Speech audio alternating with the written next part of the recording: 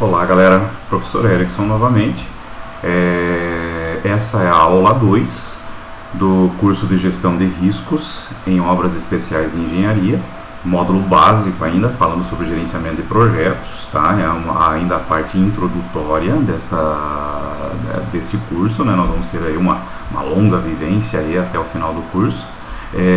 Aproveito a agregar também aos alunos da UNOeste na disciplina de Gestão de Projetos de Obras, tá? A qual eu ministro lá também. Então vamos à frente, né, e vamos dar continuidade aos nossos conceitos básicos aí, falando agora de ciclo de vida de um projeto. Por que gerenciar um projeto? Bom, gente, há um estigma aqui, há uma dúvida muitas vezes de que planejamento, de que gestão é algo, como eu já disse na primeira aula, inovador, é algo que custa, é algo que vem a gerar ônus para a obra e não benefícios. Então vamos ver. No cenário atual, nós temos algumas questões que são problemas típicos dos nossos projetos, como por exemplo, o que já é percebido por nós, principalmente quando se fala em obras públicas: atrasos no cronograma. Gente, obra privada ou obra pública aqui, nós temos atraso no cronograma quase sempre. Dificilmente um engenheiro, uma construtora, uma empreiteira, uma equipe de trabalho de obra consegue entregar uma obra no seu prazo. Então isso é perceptível para nós, a gente consegue ver isso no mercado aí fora. Em consequência disso, a gente também percebe que os custos nunca são aqueles também previstos, aqueles planejados e calculados inicialmente. Geralmente ultrapassam-se os custos. Haja visto aí que obras públicas quase todas, 99%, solicita aditivo de 25% no final do projeto. Isso por um erro já inicial na hora do planejamento e da licitação.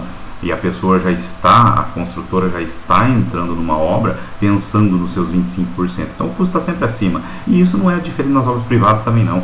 Por vezes a gente é negligente nesse sentido e acaba aí no final tendo que solicitar mais dinheiro ou fazer alguma alteração no projeto por conta de uma falta de planejamento, de gerenciamento. Ou chega lá quem foi primeiramente fazer o projeto no teu escritório, foi o marido, como eu brinco, né? De repente chegou a esposa que é diferente, ela quer o quarto da mamãe, ela quer o quarto da sogra do cidadão lá. E o quarto da sogra é no lugar do local do herói, né? É no local da churrasqueira e da onde iria o meu freezer com cerveja, né? Então o que acontece? Teve uma mudança aqui e por vezes o custo do quarto da sogra é maior, porque acaba sendo um quarto muito mais luxuoso até que o do casal. Então acaba ultrapassando os custos. Então falta um gerenciamento de projetos por não ter as reuniões ideais também entre as partes interessadas, entre os stakeholders. Mão de obra. Nós temos um problema muito sério com mão de obra que é sabido por todos, né? Então, ou seja, a nossa parte de recursos humanos é uma parte deficitária. Nós não temos uma qualidade esperada. Isso já interfere lá no item 5, quando eu falo que a qualidade é abaixo da esperada. Porque não só pela mão de obra, como muitas vezes pelo erro na aquisição de compras. Então acaba não tendo o material correto para a obra também e acaba entregando a qualidade abaixo do esperado. E realmente essas mudanças nos requisitos, nas especificações. O exemplozinho que eu dei do quarto lá, né, que o marido tem uma visão, às vezes a esposa tem outra, e também nós às vezes fazemos algo que está fora do projeto, digamos, e acabamos aí não conseguindo obter resultados perfeitos de acordo com os requisitos que foram nos fornecidos ou que nós solicitamos, e por vezes no meio do caminho isso acaba tendo que ser alterado. Como dito, né, nós sabemos que todo projeto tem seu início e tem seu fim já bem definidos, né? E falamos ali do progresso também, naquela aulinha que eu fiz a correção lá, para quem não viu ainda, entra lá e veja lá uma correçãozinha que eu falei, de um PowerPoint que faltou lá, de um slide que faltou lá na aula 1, tá? E nós sabemos que nós temos aí o início, o meio e o fim, né? Ou seja, temos o início, o progresso, o desenvolvimento e a conclusão, o fim da obra, né? Então, se nós temos isso, a gente consegue identificar qual é o ciclo de vida dessa obra. Então a gente vai identificar agora quais são as fases que o projeto deve passar. Então, nós vamos pensar aqui, por exemplo, na instalação de um condomínio, vamos pensar numa incorporação imobiliária aí, de um loteamento, de um edifício, de algo assim. Então, o que a gente pensa, primeiro tem que pensar, qual é o mercado? O mercado suporta ou não isso que nós estamos planejando? Qual a localização? Localização é interessante, tem valorização, como é a vizinhança, como funciona essa localização? Como vai ser a engenharia disso tudo? Né? Como nós vamos trabalhar? Quais são os processos que nós temos aqui para que a gente possa instalar esse objeto, para que a gente possa concluir esse objeto? Vai me dar resultado financeiro? Qual é o custo dele? Né? A quanto eu vou conseguir vender? Como vai funcionar essa parte dessa incorporação? Como nós vamos ter essa parte financeira? Vale a pena ou não? Vamos ver quantas pessoas vamos ter que envolver, como vai funcionar desde o administrativo até a venda. Como que vai funcionar isso? Quem é que vai estar dentro dessa parte gerencial? Quais são as leis que permeiam o meu objeto? Quais são as leis que permeiam o meu local? Quais são as leis que permeiam o tipo de obra que eu vou estar fazendo? Tá? Como eu vou fazer para gerenciar? Como vai ser a parte contábil para gerenciar a parte financeira? Como que eu vou fazer? Como vai funcionar esse gerenciamento financeiro? Tem interferência com o meio ambiente ou não? Né? Como nós vamos trabalhar para que a gente possa ter sustentabilidade também? Como funcionam as áreas, né, institucionais, as áreas que eu vou ter que fazer como áreas ambientais, quais são as áreas que vão ser áreas públicas, como vai funcionar isso? Como vai ser o cronograma de desembolso? Vamos estabelecer aqui de quantos em quantos meses, de quantos em quantos dias vai ter que ter dinheiro na mão para poder dar sequência nessa obra. Aqui se para, faz uma avaliação. Vamos fazer? Sim ou não? Isso é um estudo de viabilidade. Estamos falando aqui da iniciação do meu projeto. Então, vamos poder trabalhar com isso ou não? Se sim, a gente continua e vamos aos projetos agora então. Se não, a gente para a análise, olha, foi legal, foi bom trabalhar com vocês até aqui, paga-se o custo desse estudo de viabilidade, paga-se o custo disso tudo que nós fizemos aqui, desse estudo, mas parou por aqui. Do contrário, continuamos. Então vamos aí para um projeto final, vamos desenvolver os projetos e para a implantação em si. Então vamos começar a mobilizar os equipamentos para fazer a implantação e a operação, que é o processo, como nós já vimos também na aula 1, onde nós vamos ter a nossa mão de obra lá trabalhando em campo. Então agora sim, agora nós vamos para a execução do projeto em si. Ao elaborarmos um ciclo de vida de um projeto, poderemos prever, primeiramente, a divisão das atividades nas fases. Quais são as atividades que eu tenho a cada fase, né, para concluir cada uma das fases e por final aí concluir o projeto. Qual é o consumo financeiro e o consumo de recursos no geral por cada fase. Finalmente, aí, então, qual é o custo, né? Se eu vou poder prever aí, dividindo cada uma das atividades, vou poder prever o consumo de recursos de cada atividade ou de cada fase, eu consigo prever o custo final. Consigo prever os prazos e quais são as interferências desses prazos no meu recurso financeiro e no final da obra.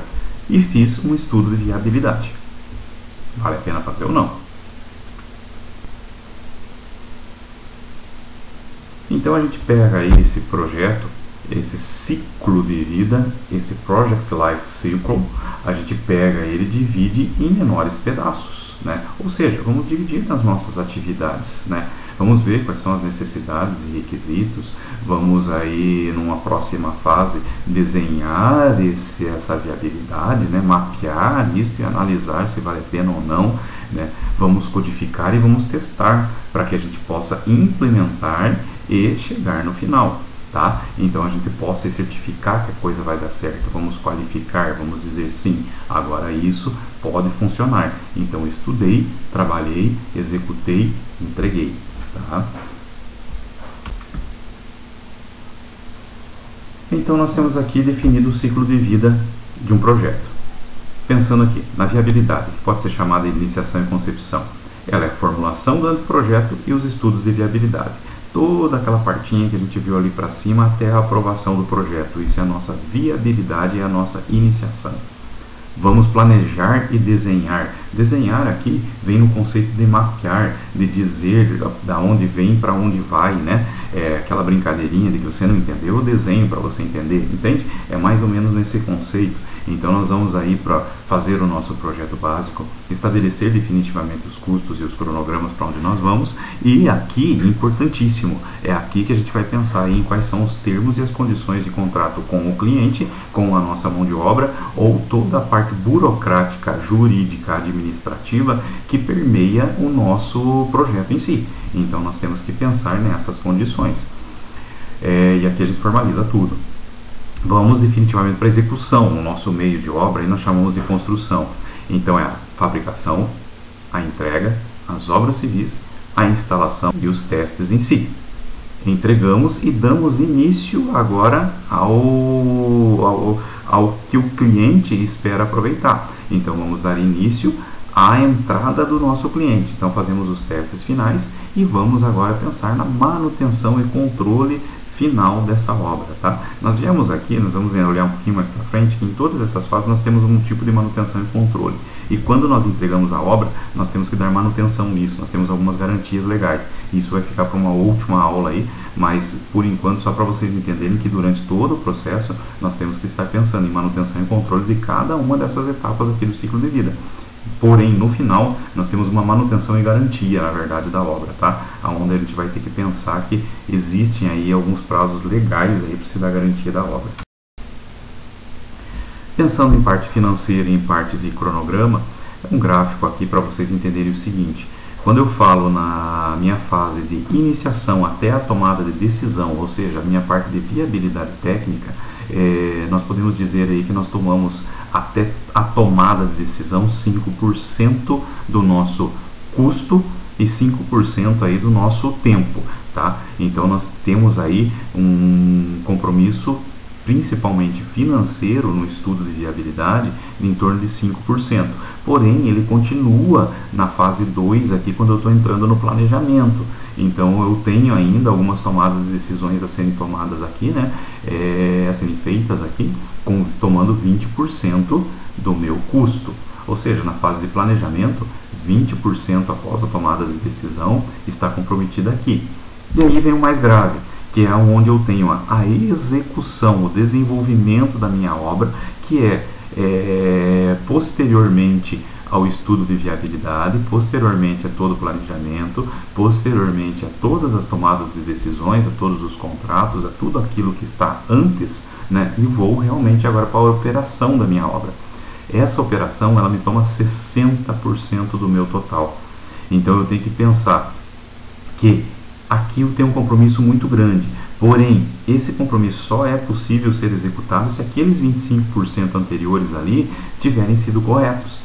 Se aquele 25% anterior não foi correto, esse 60% aqui ele não vai funcionar da forma mais legal possível, não. Aqui são diversos erros que podem acontecer na obra, tá? E para entregar a obra, na hora que eu chego na entrada do meu serviço operacional comercial, na hora que eu vou entrar aí para fazer a venda da minha incorporação imobiliária, ou para fazer a entrada do meu cliente na obra, ou o uso do minha obra de barracão, da minha obra comercial, do meu loteamento, do meu edifício, se seja como for que se entenda aqui, 15% está no final, no encerramento, tá? Então eu tenho iniciação tomando 5%, planejamento 20%, execução 60% e encerramento 15%. Resumindo aqui, iniciação 5%, planejamento 20%, execução 60% e encerramento 15%. Sugiro a vocês retornarem ao slide anterior e darem uma lida ali no que significa em cada uma das divisões ali e os compromissos que estão para cada uma dessas fases, tá? Então, a etapa 1 é a fase de orientação. Etapa 2 é o encontro de todos os aliados, vamos chamar assim, né? Aqui todos os stakeholders estão juntos aqui no planejamento, tá? Na fase 1 a gente orienta e faz a viabilidade técnica do negócio. Na fase 2 todo mundo se reúne. Na fase 3, a gente identifica todos os pontos de entrada e vamos iniciar a execução. Executado, estamos executando, nós vamos para a fase 4, onde a gente está concluindo o desenvolvimento e fazendo uma execução estratégica agora em conjunto para o final dessa obra, para dar início da parte comercial dela, tá? Ou seja, a entrada definitiva do cliente lá do casal, esposa, mulher, filhos, mais a sogra, né, entrando lá na residência, ou a venda desses imóveis, a venda desses lotes, como for que queiram aí encaixar em algum tipo de obra dentro da engenharia civil, tá? Então, a iniciação, fase inicial. Aqui tem a germinação da ideias, aqui entram todos os conceitos iniciais e entra se vai ser viável ou não. Então aqui o projeto começa a ser criado, se identifica as necessidades e oportunidades, faz a tradução dessas necessidades e oportunidades, transforma isso num problema e vamos tentar encontrar uma solução para esse problema. Equaciona tudo e define qual é o problema definitivo. Vamos buscar soluções agora então. Determinação dos objetos e metas a serem alcançados, análise do ambiente do problema, análise das potencialidades ou recursos disponíveis, o que é que eu tenho disponível para poder realizar essa obra, senão eu vou correr atrás do restante. Faça a avaliação da viabilidade, se vai funcionar ou não cada um desses objetivos. Faz-se uma estimativa de recursos necessários, lógico, sem dinheiro não se trabalha, né? Não tem como fazer nada. Faz a elaboração da proposta do projeto, desenha-se aqui o projeto e vamos ver o que nós vamos fazer. Apresenta a proposta, né? Faz a venda dessa ideia, se avalia com base na proposta submetida e toma uma decisão. É viável? Sim ou não?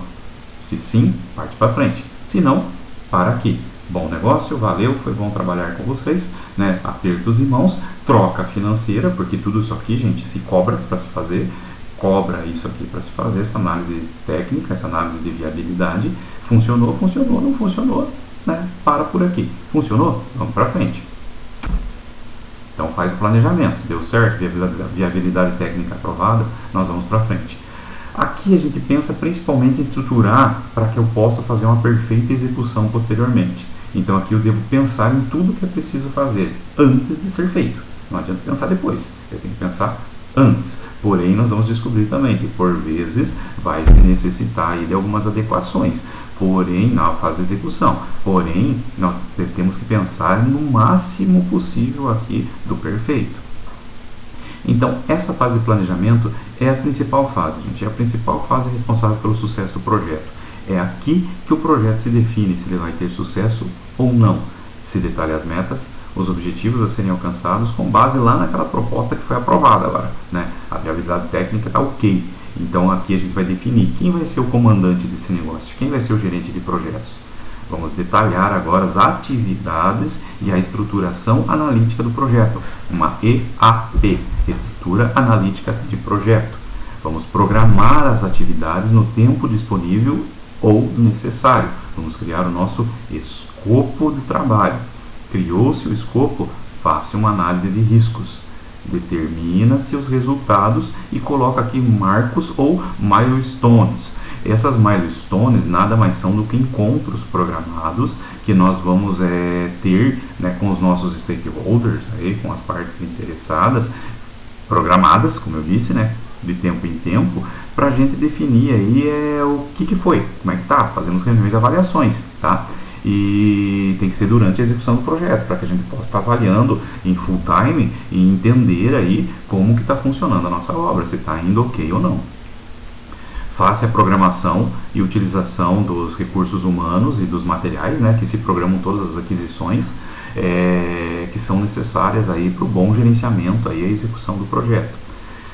Faça o delineamento dos procedimentos de acompanhamento e controle a serem utilizados na implantação do projeto. Ou seja, aqui criam-se sistemas de qualidade. Inicia-se a se pensar aqui em como eu vou ter um controle de toda essa obra. Quais vão ser os documentos que eu vou criar? Checklist, controle de obra, diário de obra. O que é que eu vou fazer aqui? Como eu vou fazer aí o meu controle? Quais são os procedimentos? Vou estabelecer uma estrutura orgânica formal que vai ser utilizada no projeto. Ou seja, aqui eu vou definir meus cronogramas, meus fluxogramas, meus organogramas, vou definir toda a parte formal, estrutural, para que eu possa ir cumprindo e ir marcando fase a fase lá nas milestones, quando eu vou estar fazendo aí os meus encontros. Vou designar os comprometimentos técnicos de cada um no projeto, de cada um que vai participar no projeto, todos os meus stakeholders. Vou treinar a minha equipe que está envolvida com o projeto. Então aqui eu entro com o treinamento de toda a minha equipe e penso em desenvolver o melhor treinamento possível para que nós possamos ter o melhor desenvolvimento possível e a melhor entrega do meu objeto. Passo então para a execução. Agora eu vou operar. Então aqui eu vou colocar a maior dificuldade que nós temos na obra, numa execução de obra, né? Que é justamente a mão de obra. Então aqui ela tem que estar qualificada para que eu possa entrar aqui e desenvolver com a maior qualidade. E aqui eu vou desenvolver todos os meus objetos, todos os meus procedimentos de comunicação com a minha equipe, tá? Então o objetivo é procurar sempre se referir ao plano inicial, atendendo prazos e custos, né? Meus prazos e meu orçamento, sempre. Eu vou olhar para prazos e orçamentos e vou tentar entregar nisso, né? Vou corrigir periodicamente os planos, vou pegar essa parte intermediária aqui, de acordo com o andamento eu vou desenvolver essas alterações, porém sempre olhando para prazo e custo. É a fase que envolve mais gente, é a fase que envolve maior compra de material, ou seja, aqui eu tenho um maior recurso humano e uma maior aquisição de materiais.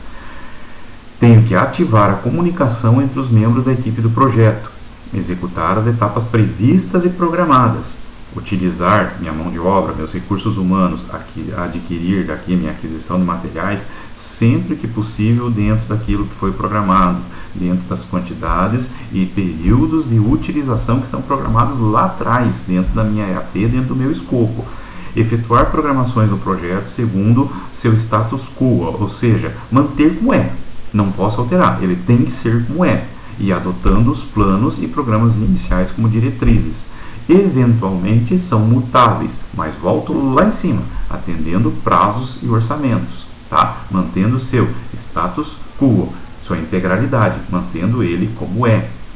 Gerenciar o clima e os relacionamentos do time de projeto. Vai surgir estresse, é aqui que você tem estresse com o cliente, você tem estresse com a tua mão de obra, você tem estresse com o fornecedor, você tem estresse com com a vizinhança, com quem estiver envolvido, com fiscalização, você tem com infinitos problemas a serem gerenciados aqui. Então você tem que gerenciar esse clima. A função do gerente de projetos aqui é dar o equilíbrio a todo esse ciclo, né? E dar o equilíbrio a todas essas pessoas envolvidas. Por último, nós vamos para a fase de encerramento. Ela é marcada pela dificuldade de manutenção das atividades dentro do que foi planejado. Então a gente vem lá tentando manter tudo lá atrás, tentando fazer a maior qualidade possível, dando minha manutenção e meu controle a cada uma das fases, mas né, aqui é onde a gente percebe essa dificuldade. Então a gente vai fazendo o desligamento gradual dos técnicos do projeto. Vai saindo um por um. Aqui eu tenho a minha menor mão de obra, aqui é onde a gente vai ter menos gente, né, porém muito mais burocracia a ser cumprida. Aqui a gente vem para relatório de desempenho e a gente vem pensar em lições aprendidas, porque vai existir um projeto para frente, então eu tenho que aprender com esse para poder ir para frente e tentar fazer melhor. Aqui eu faço reconhecimento e premiação da minha equipe, churrasquinho da laje, aqui eu faço premiação por hora trabalhada, aqui eu faço premiação por metro cúbico de concreto, se eu for gerente de uma concreteira, aqui eu faço premiação da equipe de arquitetos, projetistas, engenheiros, dos eletricistas, dos encanadores, né, para que eu possa ter aí parceiros para a próxima obra. Então eu faço reconhecimento sempre e premiação da equipe pelos serviços prestados. Faço meus eventos, minhas comemorações, né? O churrasquinho com aquela madeira que sobrou no canto da obra lá não pode faltar, né? Então, como eu sempre brinco, madeira na obra serve para isso. Serve para a gente depois no final sobrou, queima e faz um churrasquinho, né? Aceleração das atividades que eventualmente não tenham sido concluídas, ou seja, corro para cumprir o prazo se eu estiver atrasado. Faço realocação da minha mão de obra, porque eu vou tirar de um projeto e vou jogar para terminar algumas atividadezinhas que eu tiver aqui ainda, ou vou para outros projetos. Já vou realocando minha mão de obra. Faço a elaboração dos meus memoriais técnicos, né? Olho para todos os projetos, para toda a obra executada, faço meus as-built se for necessário e faço essa elaboração dessa memória técnica como um todo.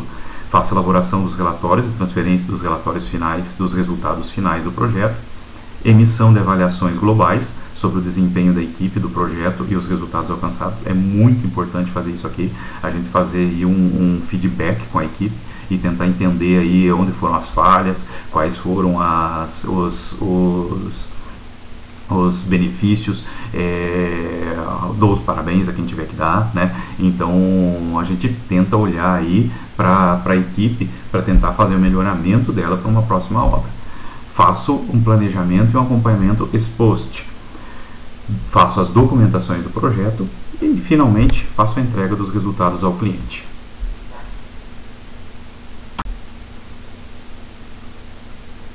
Trinômio perfeito do meu ciclo de projeto vai estar quando eu tenho o meu custo junto com o meu escopo, que aqui está como especificações, dentro de um prazo e esses três intercomunicantes, né? Eu preciso ter um interrelacionamento pessoal. Então, o que acontece? Eu tenho aqui o melhor tripé. Eu sempre falo para vocês que a gente tem aí, na melhor distribuição de cargas, a figura de um triângulo. É onde eu faço as minhas treliças, é onde eu faço as minhas tesouras e eu faço aí a melhor distribuição de cargas. Não é diferente para o gerenciamento. Então, num triângulo, eu consigo pensar na melhor equalização entre custo, escopo e prazo. Escopo aqui definido como especificação, tá? As atividades em cada uma das fases podem variar muito de empresa para empresa e de projeto para projeto. Então vamos tentar entender o seguinte: a gente tem aí que eu posso ter a mesma fase de iniciação para diversos projetos, porém para cada projeto ela vai ser de um jeito, para cada empresa vai ser de um jeito.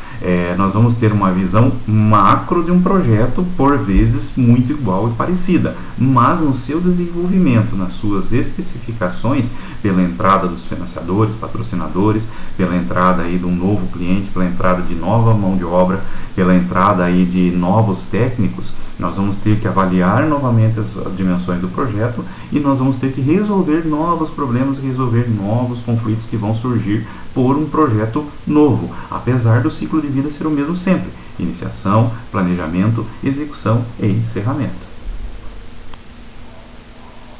Bom, galera, como eu estava falando para vocês, então, o gerenciamento de projetos envolve os seguintes quesitos.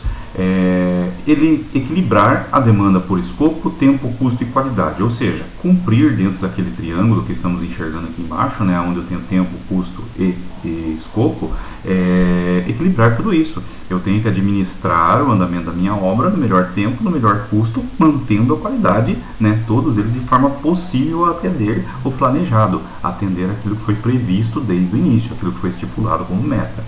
Devo gerenciar os riscos de tudo isso, né, pensando em tudo aquilo que pode vir no entorno do meu ambiente, no entorno do meu tipo de trabalho, do meu serviço, para que possa, né, vir a incidir negativamente ou até positivamente, vamos falar em risco positivo também, junto ao meu projeto, tá?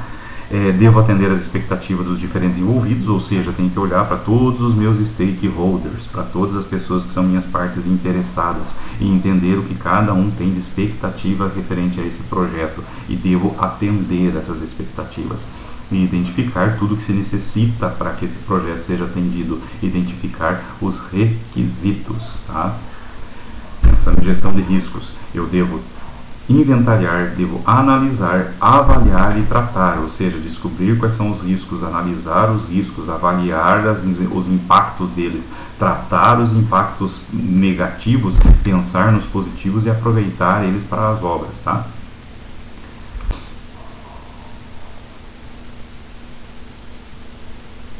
A partir do momento que eu tenho o plano aprovado, eu vou pensar no seguinte: obtenção e análise dos requisitos. Vou captar todas as informações, analisar tudo aquilo que eu necessito para a execução do meu projeto. Vou especificar esses requisitos. Não entendi, não coube, não deu certo, não funcionou, volto novamente, obtenho novas análises, né, novos requisitos e faço uma reanálise de todos. Vou de novo para especificar quais são eles, distribuo eles e entendo eles. Valido esses requisitos, digo, ó, são esses mesmos, é assim mesmo que vai funcionar. Não validou, algo aconteceu de errado, volto novamente, especifico de novo ou volto lá no começo de novo, obtenho novos requisitos e assim eu vou indo para frente. Validei, ok, positivo, vou para frente. Crio agora os documentos dos requisitos. Documento para aquisição dos materiais, documentos para o pessoal da mão de obra, todos os documentos que eu tenho que criar aqui para controlar esses requisitos necessários para a obra. dentro das especificações ainda, desço e vejo quais são os requisitos que cada um dos usuários ou cada um dos sistemas que estão permeando esse projeto necessitam ou nos informam ou dão entrada. E novamente vou criando documentos. Lá na obtenção, eu posso descer aqui para criar um modelo de sistema de trabalho para poder criar os documentos. Então, percebam o seguinte, da obtenção eu saio, especifico os requisitos e crio um modelo de sistemas. Das especificações, eu volto e reanaliso ou continuo e valido. Vou para frente ainda e faço o requisito de cada um dos usuários e do sistema criado agora. E vou para frente criando documentos. Então, validei, tenho os requisitos e o sistema, tenho o modelo de sistema, crio os documentos. Esse relatório aprovado é um relatório de viabilidade técnica. Alcançar controle adequado do projeto, de modo a assegurar sua conclusão no prazo e no orçamento determinado, obtendo a qualidade estipulada. Essa definição está no livro do Menezes, 2003. São os objetivos na administração de um projeto. Os princípios na administração do projeto ainda estão nos dizendo o seguinte, que a responsabilidade do projeto é unificada em cada um dos elementos e o planejamento e controle tem que ser unificado. Ou seja, eu pego cada uma das atividades em cada uma das suas fases, pego o âmbito macro, uno tudo isso para planejar o todo e tentar entender como vai funcionar a melhor entrega possível do objeto obra ou do objeto projeto final, seja ele qual for, tá? Bom, entrando nas áreas de conhecimento do PMBOK, para dar mais uma pincelada aqui sobre o PMBOK, estamos falando aqui da quinta edição, 2013, nós temos aqui que ele apresenta agora, então, 10 áreas de conhecimento para se gerenciar um projeto adequadamente. São elas: integração, escopo, tempo, custo, qualidade, recursos humanos, comunicação, risco, aquisição e partes interessadas, que são os meus stakeholders.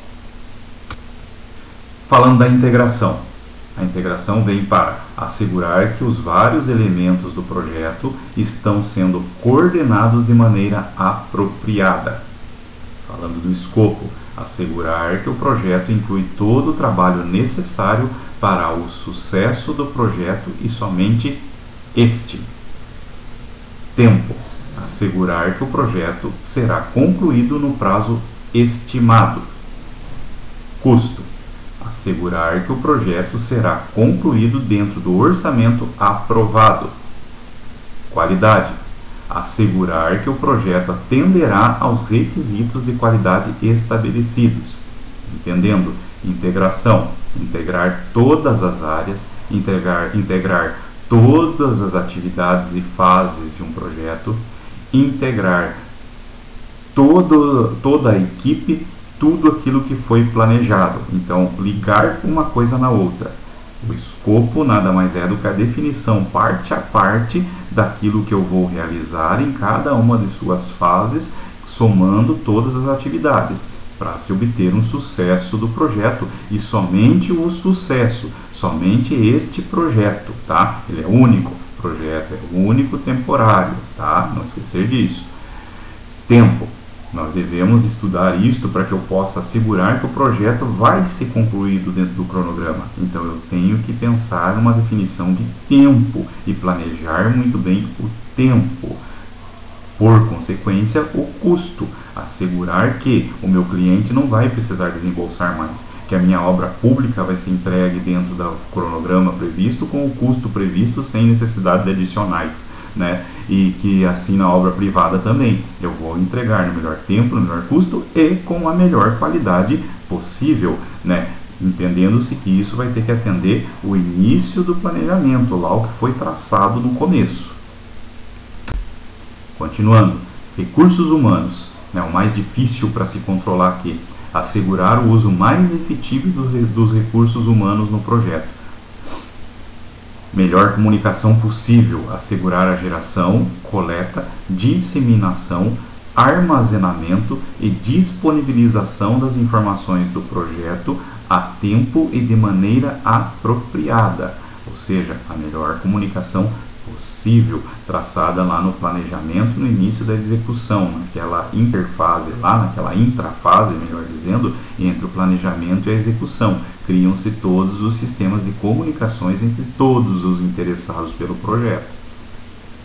Monitorar e pensar no gerenciamento de riscos. Então, risco, assegurar a identificação, análise, planejamento, monitoramento e controle dos riscos do projeto. Não basta entender e monitorar e encontrar, mas sim controlar os riscos do projeto, sejam eles positivos ou negativos. Aquisição. Na aquisição, nós temos que adquirir bens e serviços externos à organização executante do projeto, ou seja, principalmente ligado à minha parte de compras, ao meu departamento de compras. Mas aqui também nós vamos tratar muito da parte documental contratual, tá? Então vai se pensar aqui também em como vão funcionar os contratos entre todas as partes, que são as minhas partes interessadas. Vamos identificar e gerenciar os principais interessados no projeto, estes também conhecidos por stakeholders. Esses stakeholders, os principais são o patrocinador, o gerente do projeto e a equipe básica, que nós vamos chamar aqui de especialistas.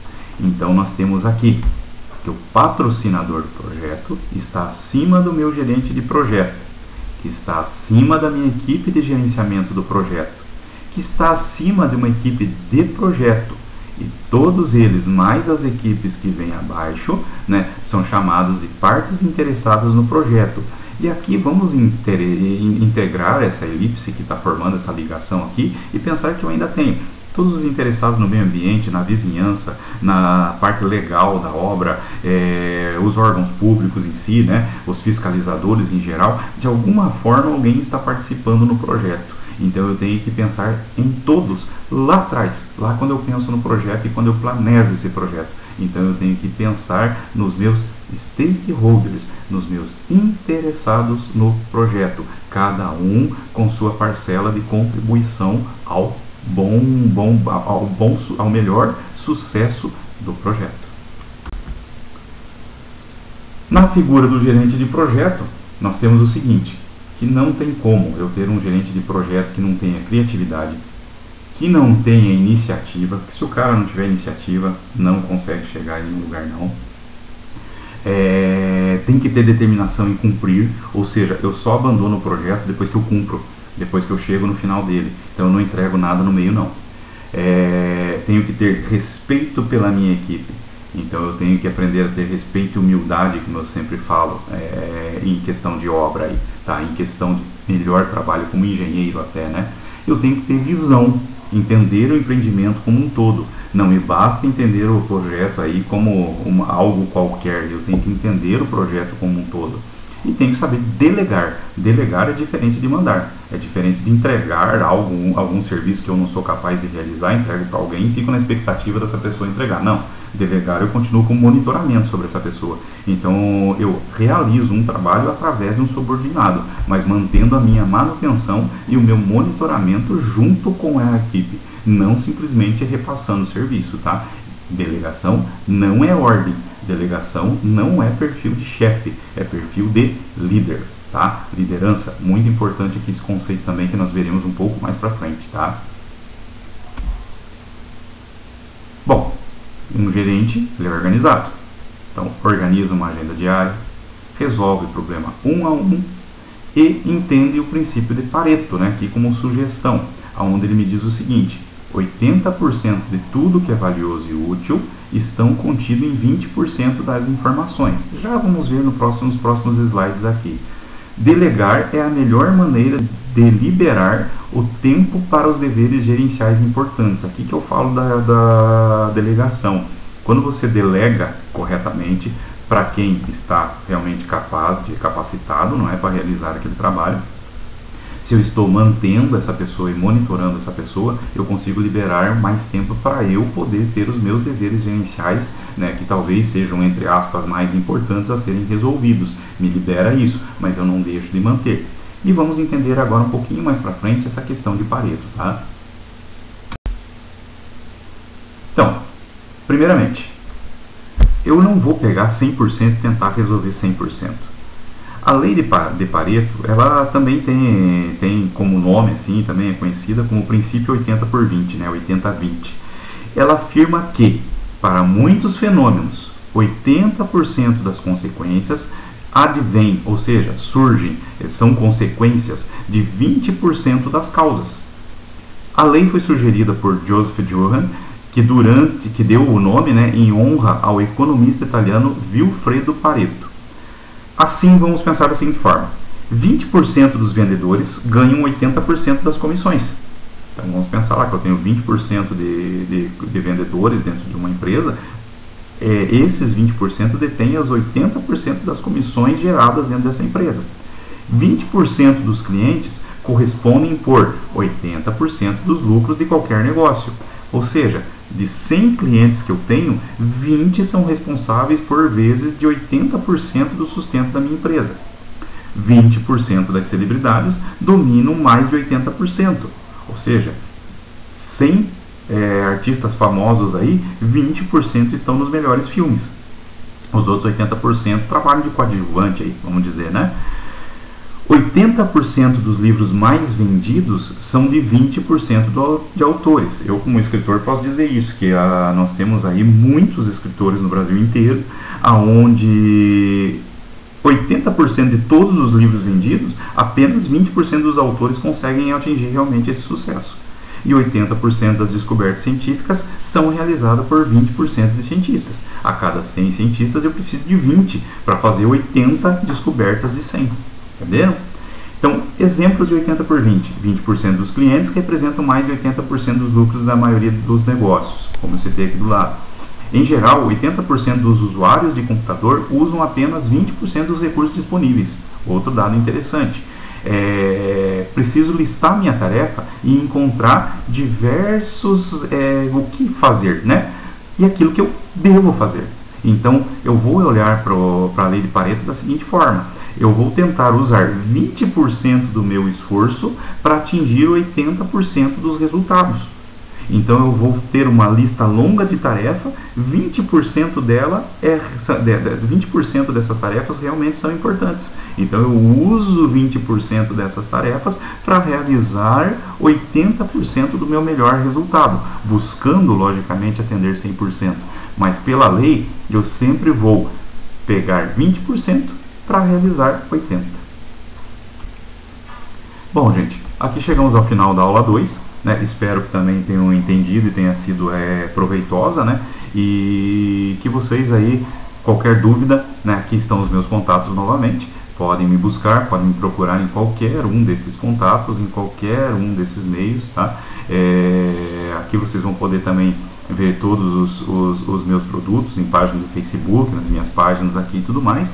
Quem não é assinante do curso pode fazer o curso lá, onde eu dou diversos materiais além do PowerPoint aqui, né? Então vocês podem ter acesso aí a todos os meus materiais, tá?